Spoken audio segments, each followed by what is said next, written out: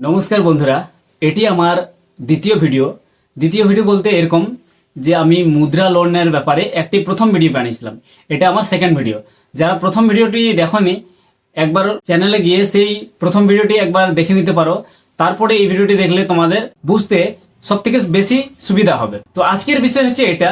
এক দাদা আমাকে কমেন্ট করে বলেছেন যে মুদ্রা লোন বারবার রিজেক্ট হয় বা ব্যাংক জমা দেওয়ার পরেই রিজেক্ট করে দেয়, কিভাবে সেই লোন রিজেক্ট যাতে না হয় সেই কারণে আমি এই ভিডিওটি দ্বিতীয়বার বানাতে বাধ্য হলাম। আমরা কোনো ব্যবসা করতে গেলে সেই ক্ষেত্রে আমরা চাই সরকারিভাবে কোনো একটা সহযোগিতা। তো সরকারি সহযোগিতা ক্ষেত্রে আর্থিক সহযোগিতা দেয় আমাদের মুদ্রা লোন। এই মুদ্রা লোন আমরা যে ব্যাংকে আবেদন করি, সেই ব্যাংক বা অনলাইনে যেটা আবেদন করি যে ব্যাংকের হয়ে, সেই ব্যাংক আমাদের লোন রিজেক্ট করে দেয়। এবার কোন কারণে রিজেক্ট করে দেয় বা কি করলে বা কিভাবে সেটাকে আবেদন করলে আমাদের লোন রিজেক্ট হবে না, সেই লোন আমাদের অ্যাপ্রুভ হয়ে যাবে, এক চান্সে যেটা অ্যাপ্রুভ হয়ে যাবে, সেই বিষয়ে আমি আজকে তোমাদের সাথে ডিসকাস করব।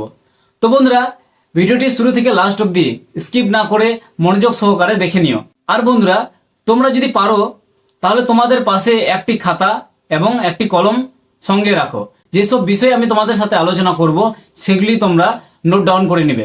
তো বন্ধুরা, বেশি দেরি না করে এই ভিডিওটি আমি বিস্তারিত আলোচনা করে নিচ্ছি। তো বন্ধুরা, ভারতের প্রধানমন্ত্রী মুদ্রা যোজনা একটি ক্ষুদ্র ব্যবসায়ীদের একটি আর্থিক সহায়তার একটি উদ্যোগ।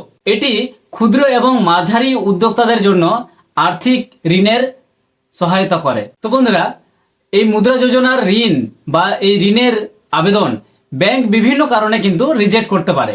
সেই কারণগুলি আমি ধাপে ধাপে তোমাদেরকে বলবো। সেই ঋণের যে রিজেক্ট হওয়ার কারণ সেটা তোমরা অবশ্যই নোট ডাউন করো। তাহলে একটা কি সুবিধা হবে তোমাদের, যে যে কারণগুলোর জন্য ব্যাংক আবেদন রিজেক্ট করে সেই কারণগুলো যদি আমরা শুধরে নেই, সেই ভুলগুলো যদি আমরা না করি, তাহলে কিন্তু ব্যাংক আমাদের আবেদন রিজেক্ট করতে পারবে না। চলো তবে ধাপে ধাপে একটা তোমাদেরকে জানিয়ে দেই। তো বন্ধুরা, 1 নম্বর পয়েন্ট হচ্ছে খারাপ ক্রেডিট স্কোর। বন্ধুরা, ক্রেডিট স্কোর যদি তোমাদের ডাউন থাকে তাহলে ব্যাংক তোমাদের এই আবেদন রিজেক্ট করে দিতে পারে। আর এই ক্রেডিট স্কোর কিভাবে খারাপ হয়, তোমরা যদি কোনো সময় আগে তোমরা কোনো লোন নিয়েছিলে, সেই লোন তোমরা ঠিক মতো টাইম মতো পরিশোধ করতে পারোনি, বা কোনো গাড়ি কিনেছো, ফাইন্যান্স বাউন্স হয়েছে, সেই কারণে তোমাদের ঋণ বা সেই সময়কার লোন টাইমে শোধ হয়নি, যার কারণে তোমাদের ক্রেডিট স্কোর ডাউন করে দেওয়া হয়েছে।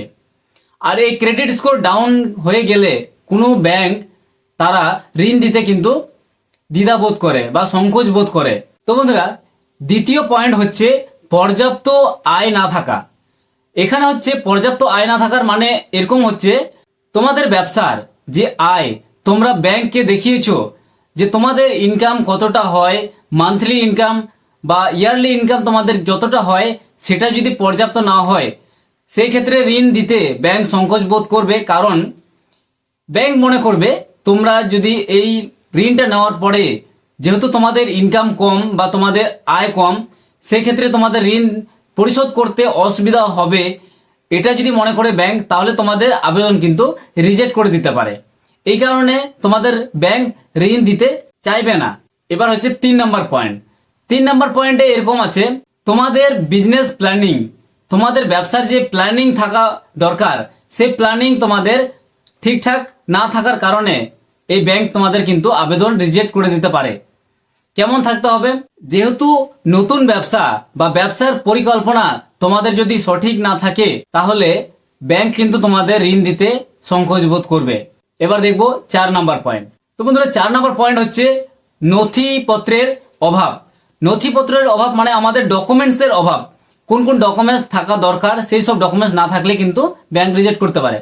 এবার ব্যাংক যেসব এই ঋণের জন্য, এই মুদ্রা লোনের জন্য যেসব ডকুমেন্ট চায়, সেই সব ডকুমেন্টস যদি তোমরা না দেখাতে পারো ব্যাংকে, তাহলে তোমাদের আবেদন ব্যাংক খুব সহজে কিন্তু রিজেক্ট করে দেবে। 5 নম্বর পয়েন্ট হচ্ছে গ্যারান্টির অভাব, মানে জামানতের অভাব। কোনো কোনো ব্যাংক এই মুদ্রা লোনের ক্ষেত্রেও কিন্তু গ্যারান্টি চায়, মানে তোমাদের গ্যারান্টার যেটা সাপোর্ট, তুমি যে ব্যাংক থেকে লোন নিচ্ছ আর সেই ব্যাংকে তোমাদের আগে থেকে কেউ, তোমার পরিচিত যদি কেউ লোন নিয়ে থাকে, সেই যদি অনুমতি দেয় যে এই ব্যক্তিকে লোন দেওয়া যাবে, তাহলে তোমরা লোন পেয়ে যাবে। আর যদি সেই ব্যক্তিকে তুমি বা তোমরা না দেখাতে পারো, তাহলে ব্যাংক কিন্তু তোমাদের ঋণ দিতে চাইবে না বা লোন দিতে চাইবে না। তারপর এখন হচ্ছে 6 নম্বর পয়েন্ট। 6 নম্বর পয়েন্টে আমি তোমাদের বলবো, ব্যবসার প্রকৃতি বলতে এরকম যে কোনো ব্যবসা খুব সহজ, খুবই ভালো, আর কোনো ব্যবসা আছে খুবই রিস্ক বা ঝুঁকিপূর্ণ। যদি তোমাদের ব্যবসা খুবই ঝুঁকিপূর্ণ মনে হয়, তাহলে ব্যাংক যদি মনে করে তোমাদের ব্যবসা যে কোনো মুহূর্তে ডুবে যেতে পারে, তোমাদের ব্যবসা যে কোনো মুহূর্তে লসে রান করতে পারে, তাহলে কিন্তু ব্যাংক তোমাদের ঋণ দিতে চাইবে না। তাহলে সেই ক্ষেত্রে আমরা কি করতে পারি, যেই ব্যবসাটা করতে চাইছি সেই ব্যবসা যেন সবার উপকারে আসে বা সবার ভালো হয়, এরকম একটা ব্যবসা চয়েস করতে হবে আমাদেরকে।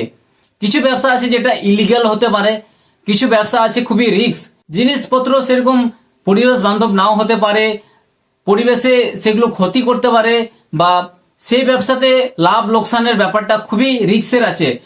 লাভ হলে খুবই ভালো, যদি লস হয় তাহলে খুবই লস হয়ে যাবে। এরকম যদি তোমাদের ব্যবসা হয়ে থাকে, তাহলে তোমাদের ব্যাংক কিন্তু এই লোন বা এই মুদ্রা লোন দিতে চাইবে না, যে কোনো লোন তোমাদের দিতে চাইবে না, এইভাবে যদি তোমাদের রিস্কের কোনো ব্যবসা হয়ে থাকে। এবার 7 নম্বর পয়েন্ট খুবই ইন্টারেস্টিং, ঠিক আছে। এই 7 নম্বর পয়েন্টে আছে এরকম যে তোমরা যদি আগে থেকে তোমরা লোন নিয়ে থাকো, মানে অনেক লোন নিয়ে আছো, তোমরা বন্ধন থেকে লোন নিয়েছো বা এসসিএস কে লোন নিয়েছো, তোমরা অন্নপূর্ণা থেকে লোন নিয়েছো, বিভিন্ন যত মাইক্রো ফাইন্যান্স আছে, সেই মাইক্রো ফাইন্যান্স থেকে যদি তোমরা লোন নিয়ে থাকো, তাহলেও কিন্তু তোমাদের ব্যাংক লোন দিতে চাইবে না। কারণ তোমাদের প্যান কার্ড, আধার কার্ড আর মোবাইল নাম্বার তোমাদের একটি রিপোর্ট তৈরি করে তোমরা কত টাকা লেনদেন করো, কোন জায়গা থেকে লোন নিয়েছো, কোন জায়গা থেকে কিভাবে লোন চালাচ্ছ, সেটা কিন্তু তোমাদের ব্যাংক আর প্যান কার্ড, আধার কার্ড এইসব কিন্তু তোমাদের ক্যারি করে। একাধিক লোন নিয়ে থাকলে এই মুদ্রা লোনের ক্ষেত্রেও বা অন্যান্য যে কোনো লোনের ক্ষেত্রেও কিন্তু ব্যাংক তোমাদের ঋণ দিতে চাইবে না। সোজা ব্যাংক তোমাদের আবেদনকে কিন্তু রিজেক্ট করে দিতে পারে। বন্ধুরা, একে একে আমি তোমাদের 7টা পয়েন্ট কিন্তু জানিয়ে দিলাম। এই 7টা পয়েন্ট তোমরা মনোযোগ সহকারে দেখো। একবার যদি বুঝতে না পারলে তোমরা ভিডিওটি বারবার দেখো, তারপরে তোমরা সেই ভুলগুলো করো না, যেগুলো করলে, যেখানে আমি তোমাদেরকে যে পয়েন্টগুলো বললাম সেই পয়েন্টগুলোকে তোমরা অ্যাভয়েড করো, সেই পয়েন্টগুলোকে তোমরা মেনটেন করো, তাহলে দেখবে তোমরা তোমাদের আশেপাশে যেসব ব্যাংক, যেমন PNB bank, Punjab national bank, state bank, union bank, HDFC bank, বিভিন্ন ব্যাংকে কিন্তু এই মুদ্রা লোন দেওয়া হয়। তোমাদের আবার সমবায় ব্যাংক, এইসব ব্যাংকেও কিন্তু এই মুদ্রা লোন দেওয়া হয়। তোমরা তোমাদের লোকাল ব্যাংকে গিয়ে খোঁজ করো, ম্যানেজারের সাথে কথা বলো যে এখান থেকে মুদ্রা লোন দেওয়া হয় কিনা, সেটা তোমরা সেখানে খোঁজ নিয়ে জানতে পারবে।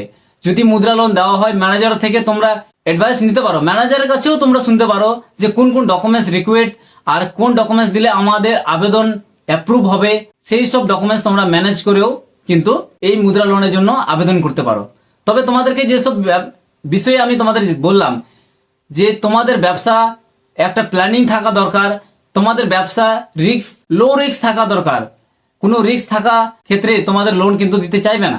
আর বন্ধুরা, তোমরা যদি আগে থেকে লোন নিয়ে থাকো কোথাও, আর সেই লোন তোমরা যদি ঠিকঠাক না চালাতে পারো বা সেই সময় টাইম মতো মেনটেন করতে পারো নি টাকা পয়সা, সেই সময় টাইম মতো তোমরা পরিশোধ করতে পারো নি সেই টাকার, তাহলে তোমাদের স্কোর একবার চেক করা দরকার।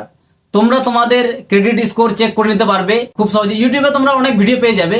আর যদি বলো যে তোমাদের ক্রেডিট স্কোর কিভাবে চেক করতে হবে বা আমরা কিভাবে চেক করতে পারবো, সেই নিয়ে আমি তোমাদেরকে একটি আলাদা সেপারেট ভিডিও দিব, যে আমরা আমাদের ক্রেডিট স্কোর কিভাবে চেক করতে পারবো। তো বন্ধুরা, এই ভিডিওটি তোমাদের কেমন লাগলো অবশ্যই কমেন্ট করে জানাও। আর বিস্তারিত জানার জন্য বা আরো অন্য কিছু ব্যাপারে তোমাদের কোনো প্রশ্ন থাকলে অবশ্যই কমেন্ট করো, আমি চেষ্টা করব তোমাদের কমেন্টের উপর ভিডিও বানানো। আর যে বন্ধু আমাকে কমেন্ট করে এই ভিডিওটি বানাতে রিকোয়েস্ট করেছিল, সেই বন্ধুকে আমি বলবো যে এই ভিডিওটি থেকে তুমি তোমার প্রশ্নের উত্তর হয়তো পেয়ে গেছো। আর যদি তোমার প্রশ্নের উত্তর পেয়ে থাকো, তাহলে অবশ্যই চ্যানেলটিতে লাইক করো আর তোমাদের বন্ধু বান্ধবকে অবশ্যই ভিডিওটি শেয়ার করে দিও। তোমাদের বন্ধু বান্ধবরা যেন এই ব্যাপারে জানতে পারে আর তারও যেন এই লোন নেওয়ার ক্ষেত্রে একটু হেল্প হয়। বন্ধুরা, ভালো থেকো, সুস্থ থেকো, জয় হিন্দ।